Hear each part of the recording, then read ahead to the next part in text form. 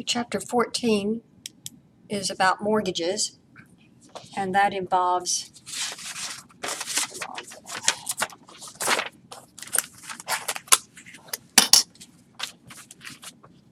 real estate, which is land that includes any permanent improvements such as homes, apartment buildings, factories, hotels, anything that's considered a real structure is real estate.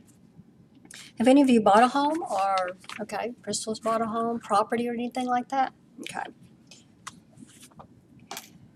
So a mortgage is a loan which is a real property is used as a security. Normally when you buy a home, the security is a home itself, or you buy any kind of real property. When you have a car loan, that is also a car is part of the security. And usually mortgages are more of a long-term situation, 10, 15, 20, most home mortgages 30 years, so you can spread that payment out. The Federal Housing Administration, the FHA, is a government agency with the U.S. Department of Housing and Urban Development, HUD, that sets construction standards and ensures residential mortgage loans made by approved lenders. And you know, we got into trouble when HUD decided Fannie Mae and Fannie Mae and what's the other one? That they gave a lot of loans out to people that really could not afford them, but they used that adjustable rate, which we're going to talk about.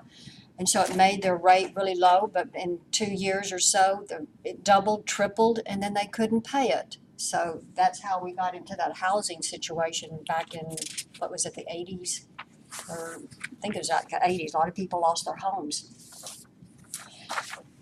The FFA, or GI loan, is low-term, low-down payment home loans made by private lenders to eligible veterans, and the payment of which is guaranteed by the Veterans Administration in the event of a default. My father used his VA loan. Some of yours, do you know if they used their VA loan? Or if they were in service, they probably used it at some point. Conventional loans, that's what we usually have, is real estate loans made by private lenders that are not FHA insured or VA guaranteed. And private mortgage insurance, this is an important thing to know, the PMI. If you put 20% down on your home, then you can avoid paying this PMI. This is a special form of insurance, primarily on mortgages for single-family homes, allowing the buyer to borrow money by putting down a small down payment. And then you have to pay, so you're getting to put down a smaller down payment, then you're having to pay this PMI, and so your monthly note goes up. So remember I was telling you about the young lady that was 24 that bought the house and everything? She had saved up 20% down, so she was able to avoid this PMI. I remember the first house I bought, I did the PMI. After that, I never did that again. I really didn't understand that I had a choice. You know, really, sometimes you're not really told all the choices that you have. The adjustable rate mortgage, this is what I was telling you about that got a lot of people in trouble. It's a mortgage loan in which the interest rate changes periodically, usually in relations to a predetermined economic index. And that's what happened with Fannie Mae and Fannie Mac, I think is what it was. Mortgage discount points. This is extra charge added to the cost of a mortgage, allowing lenders to increase their yield without showing an increase in the mortgage interest rate. And this article I found on Google is called Mortgage Points Explained. Mortgage points are very commonly misunderstood concepts in the mortgage process. The purpose of this blog post is to help you understand.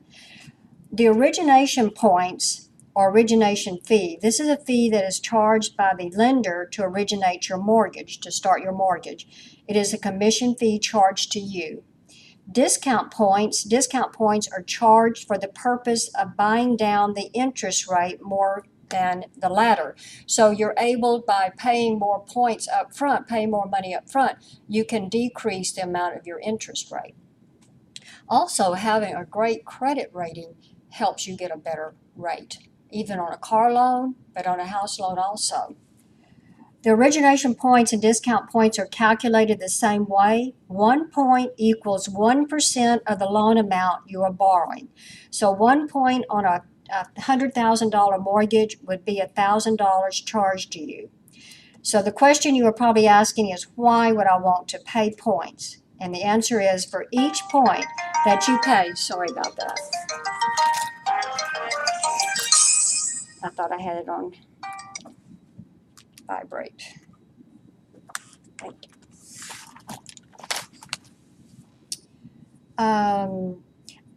It says that each point that you pay up front, you will obtain a lower interest rate. A no-point loan will carry a higher interest rate than a mortgage for which points are charged. And the trade-off is that although you are paying more closing costs by paying points up front, you will save money in the long run through a lower mortgage and payment. And you can also deduct that on your income tax. That first year that you buy your home, you you will be able to deduct all the closing costs, and this will be part of it.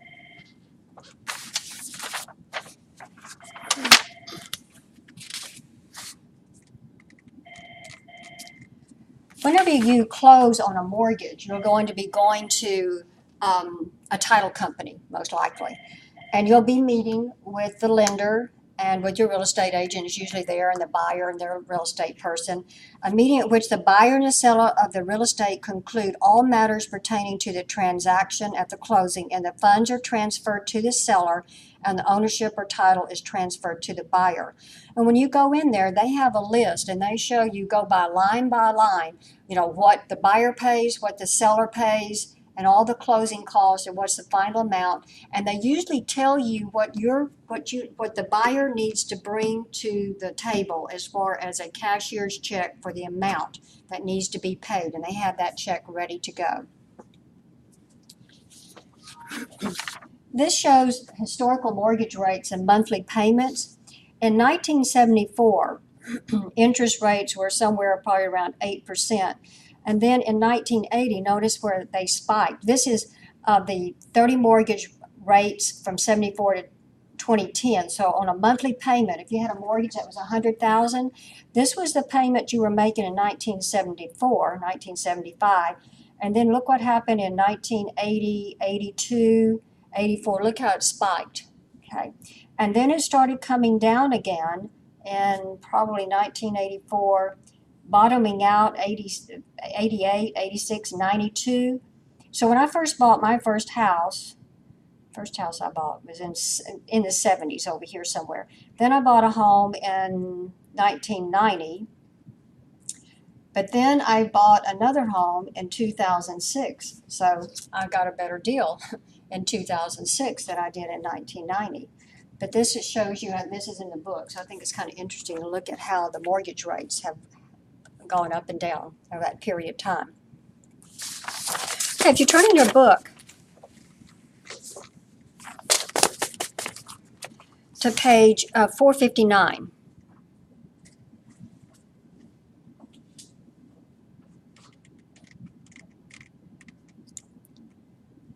This is to find the monthly mortgage payment by using an amortization table and to find the total interest. So if you look on the next page, on page 458, this is a monthly payments necessary to amortize a loan of $1,000. And so it has an interest rate and the number of years. And then you'll take that factor and you'll multiply it times the number of thousands that's in the loan that you're going to be making. So your steps on page 459, you first have to find the number of thousands financed. And so you would divide the amount financed by $1,000. Then you're going to go to the table and you're going to locate the table factor and the monthly payment per thousand financed at the intersection of the number of years and the interest rate row. Then you're going to calculate, you're going to use what you found in step 1, the number of thousands financed, times the factor, and that's going to give you the monthly payment, the total interest, which is a monthly payment times the number of payments minus the amount financed, and that will give you the total interest.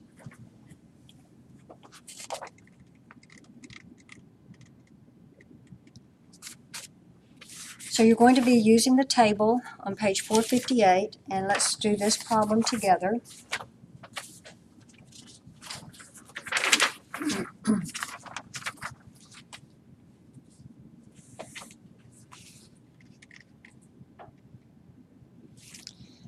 What is the monthly payment, or PI, principal and interest? The total interest on an $85,500 mortgage at 7% for 25 years. So the first step that we have to do is we have to take and find the number of thousands in that loan.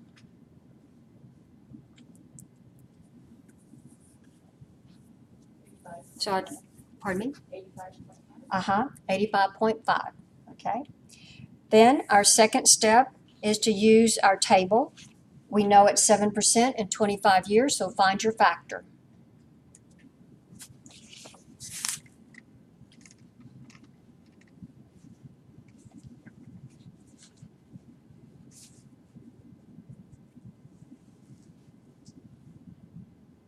What did you find? 7.07, okay. So then we're going to use that factor. In our third step, we're going to take the number of thousands financed times the table factor. So step 1 times step 2.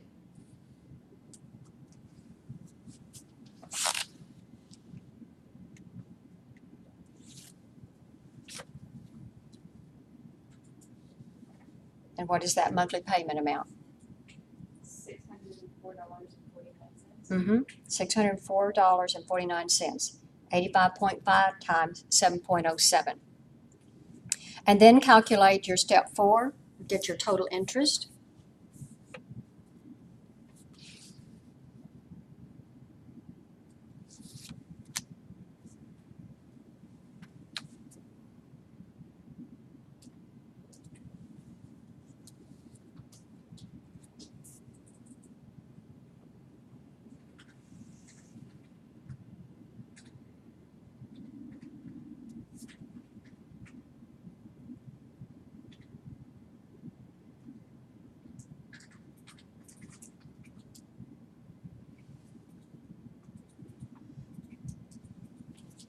Remember, when you figure your number of payments, you're making one monthly.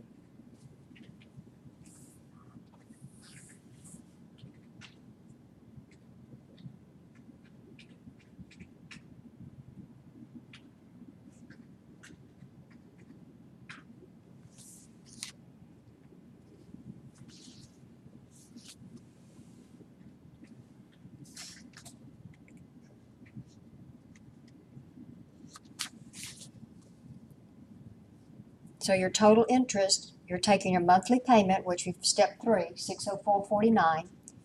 We have 25 years. We're making a note every month, so times 12, we have 300 payments.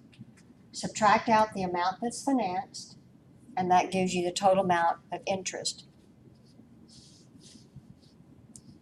$95,847. That's a lot, isn't it? Yeah.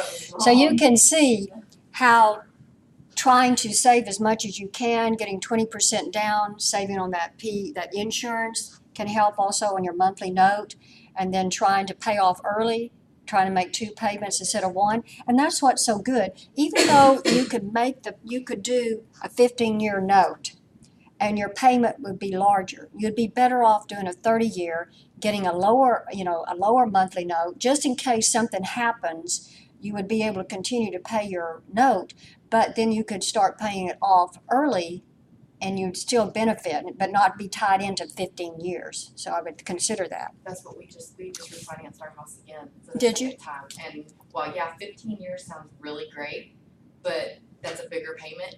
And like you said, you're not stuck. You have a smaller payment and you can make, because like we pay it now like we were paying it before. So we're going to knock, Absolutely.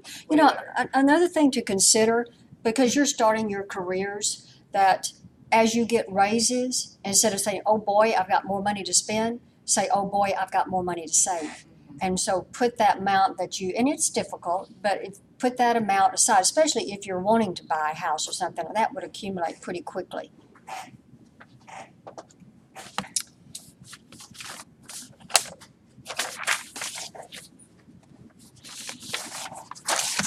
Okay, let's go to page 460. And this is to create an amortization sheet. And we've done this before on a loan.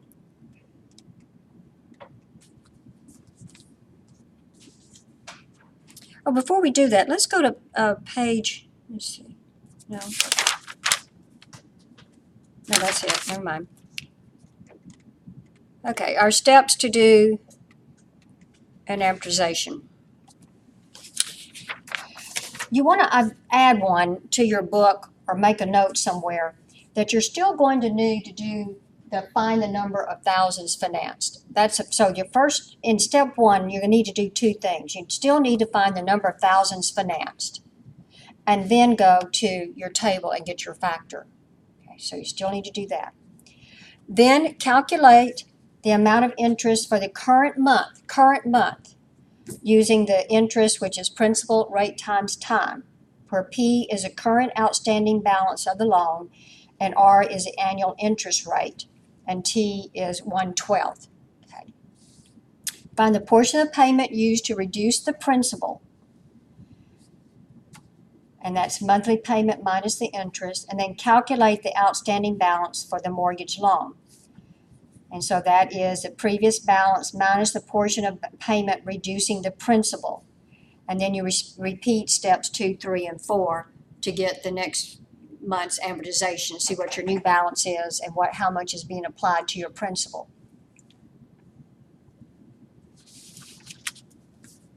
So let's try this one together.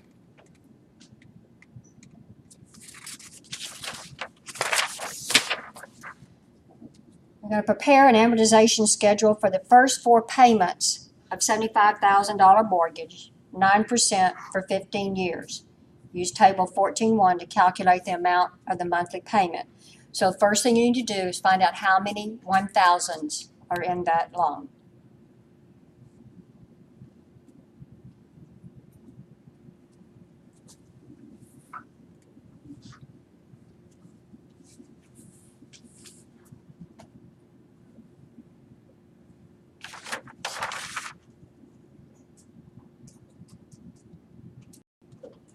How many did you get? 75, okay? Then in step 1, go ahead and go to your table and get your factor.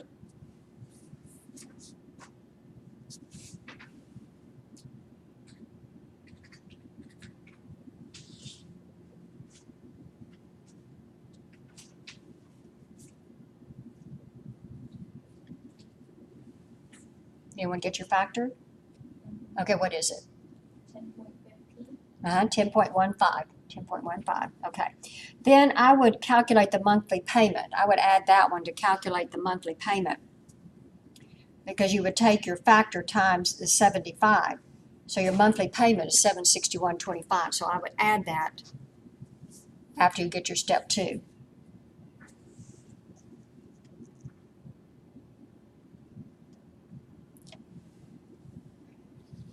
And then for the first month, you're going to go to step 2 and get to calculate the interest. So you take your 75,000 times your 9% times 1/12. So $562.50 is the interest for 1 month. So you can see that you're paying a lot more interest at the beginning. They want to try to get as much money from you as they possibly can.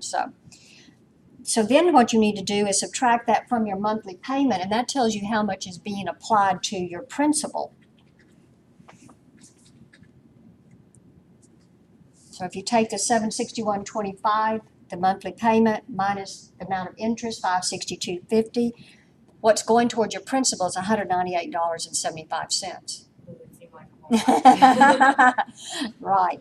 And then your outstanding balance, you take what you started with, the 75,000, minus what's going to reduce the principal, the 198.75, and you get, this is the new unpaid balance, 74,801.25.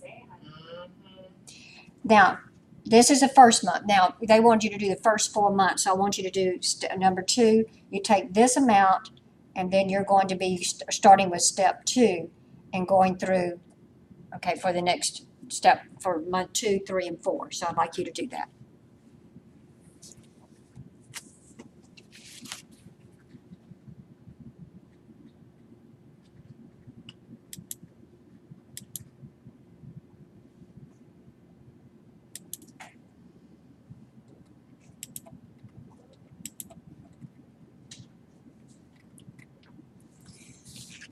Okay, for month 2,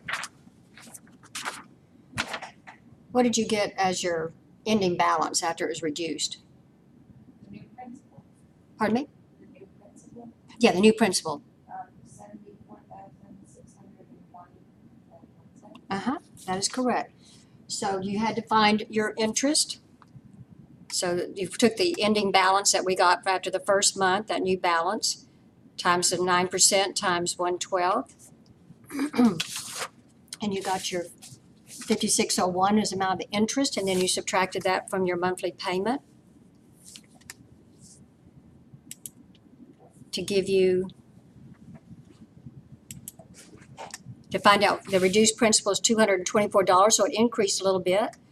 And so our new balance was 74,601.01. And then for the third month, what did you get as your new balance? 74,399.27. Okay. So again, we just went through and found out what our interest was, subtracted that from our payment to find out we got a little bit more that's going toward our principal, and we got that 74,399. And then the fourth one, what was your balance? 74,196.01. 74,196.01.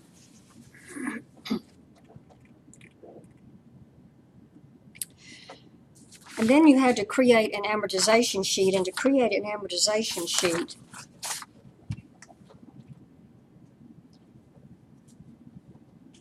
you have your, starting off with your monthly payment, your first payment, and the loan balance was $75,000, so it gives you what your payment is. And then when you make your first payment, there's that interest that we got, and here's our $198.75, and so we just write it down and create an amortization sheet. Okay. Now what I want to show you, I want you to go minimize whatever you have on screen and just go to Internet Explorer off your Start button so that you can open up another Internet Explorer. And I want you to go put in bank rate, just BANK, after the www, just take off the Alvin Community College or whatever is there and put bankrate.com. Bankrate.com. And let's go down, if you'll, on the left-hand side, has everybody got it up yet? Okay. You'll see down here where it says Loan and Amortization Calculator. Loan and Amortization Calculator.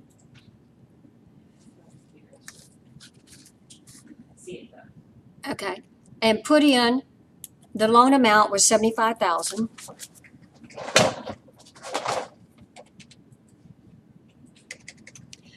And the long-term, the number of years we had was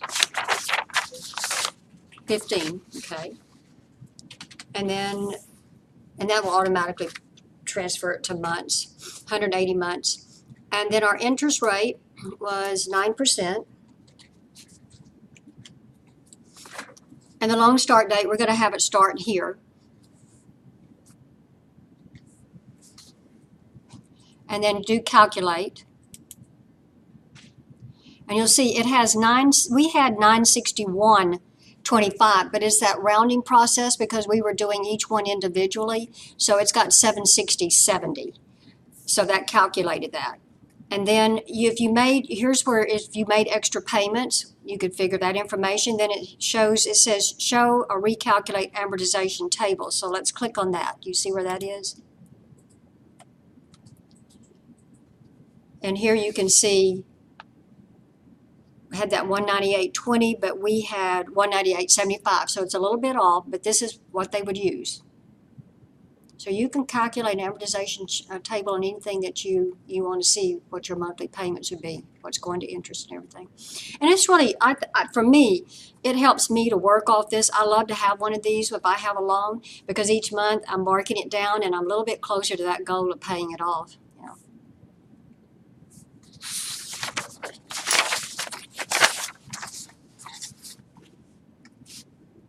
Okay, let's exit out of this.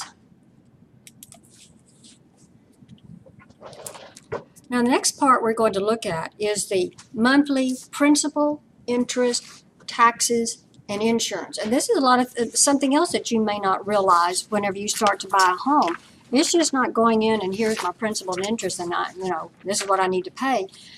If you have a loan, the banks are most likely going to do an escrow, especially if you don't do 20% down. I think you put 20% down, then you can get your own insurance and all that. And you can save money by doing that too, because you can tell you have no choice whenever they put it in escrow, and each year the property taxes, the insurance on the insurance goes up.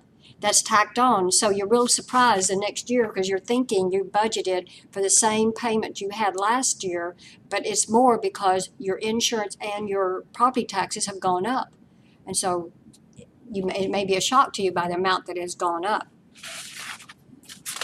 So they call it PITI, principal, interest, taxes, and your insurance, and the bank sets up an account. So when you pay your mortgage to whoever you pay it to, they have to set up an escrow account, and then they take from your payment the insurance and the taxes and put it there, and then they pay your taxes and your insurance at the end of the year. So that's a good part about it. Your taxes and insurance, or you make sure that you have that. So let's look at calculations for the PITI of a mortgage. And this is on page 459, I believe. Or on the wrong page, 461. Okay.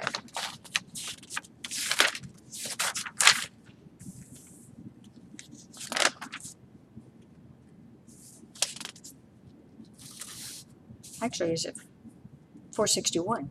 Okay, 461.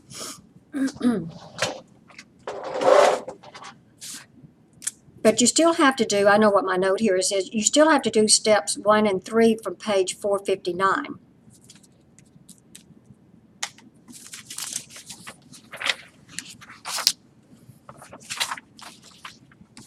So you calculate the principal and interest portion of the PI for the payment as before, but you still need to go to page 459 and look at where you need to find your 1,000. You need to do that. And then the second part is your table, and then you're getting your table factor.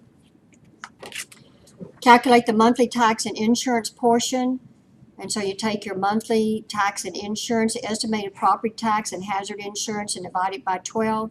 And then you're going to have to add that to your monthly principal and interest, the monthly taxes and insurance.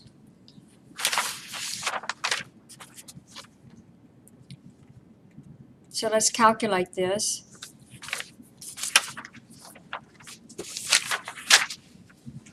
We have Chuck that's purchased a home with a mortgage of $125,600 at 9.25% for 20 years.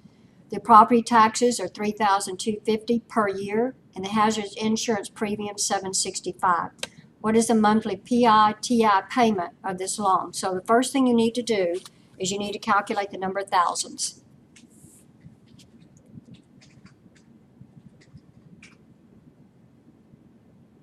Because you still have to get your principal and interest. That's why you're having to do those first two or three steps. Then you need to find your factor.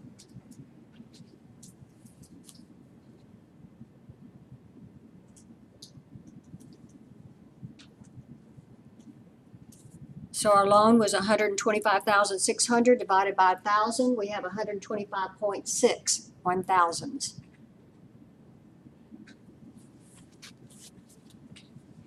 Find your table factor, 9.25% for 20 years.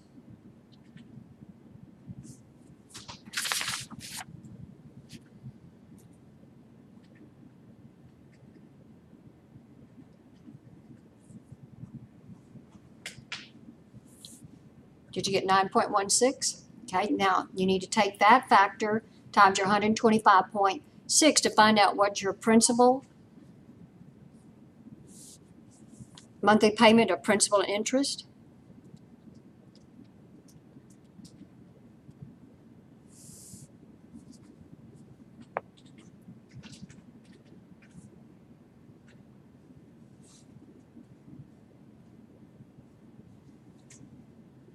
So you got 1,150.50, is that correct? All right. Now you can go to the steps here, now you're ready to look at the taxes and the interest. So you're gonna take the estimated property taxes, which they gave you in the problem, which is $32.50. You're going to add to that with the hazardous insurance premium of $765 and divide that by 12.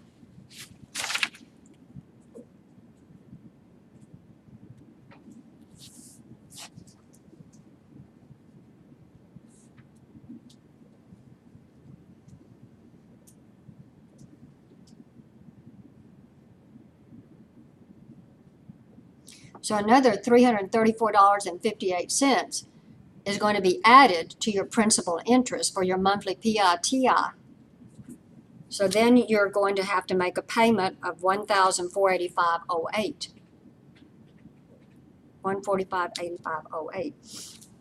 I would also suggest to you, even if you pay your 20% down and you're paying your own property taxes and insurance, it's not a bad idea to do this little calculation here to find out how much each month that you could maybe set aside from a paycheck or something, so that at the end of the year you've got your interest and your insurance ready to be paid. So be your own escrow account instead of having to give it to somebody. I would plan ahead. Make sure mortgage. Yeah, I always did that. I was always subtracting from my check account.